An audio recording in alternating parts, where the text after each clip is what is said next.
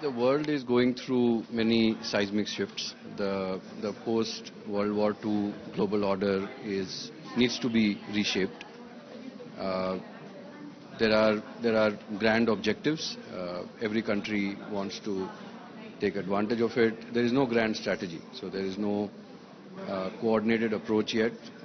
We should expect that the approach will be quite chaotic globally in the next decade or so, maybe longer. So as much as it exposes us to new threats, it I think also opens up new opportunities. Uh, the world is looking for trusted partners. The world is looking for large pools of demand which are stable. I think the government has taken the right approach of focusing on stability, on making sure that there is fiscal discipline, the balance of payments is stable, the financial markets are well capitalized. So India in this period of global instability and I would say even mercantilist thought is coming across as a beacon of openness. We have signed many free trade agreements. 70% of our exports are now under FTA. We are relaxing QCOs. We are opening up our markets.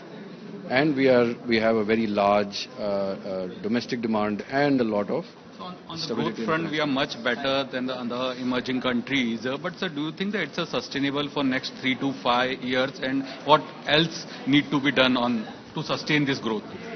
Yes, I am very sure that because that growth will sustain. Because you remember that in the last 3-4 years, the need to bring down debt to GDP, the need to bring down cost of capital meant that the government was doing fiscal consolidation. Now as the government consolidates fiscally, it ends up being a drag on macroeconomic aggregate demand. Now that the fiscal deficit doesn't need to fall materially from where we are, the economy can come back to its natural trend growth, which will be faster than what we saw last year. So I'm quite confident that our real estate cycle is turning. I think a power generation cycle is turning. Private capex is also picking up, or mainly capex is led by the government capex only? Government capex is about 3.1, 3.2% of GDP. Investment to GDP ratio in India is about 33%. So quite a bit of the capex cycle is actually housing. So commercial real estate, residential real estate is a very important part of the real estate cycle, of the investment cycle. And what we are seeing is very strong revival in corporate capex.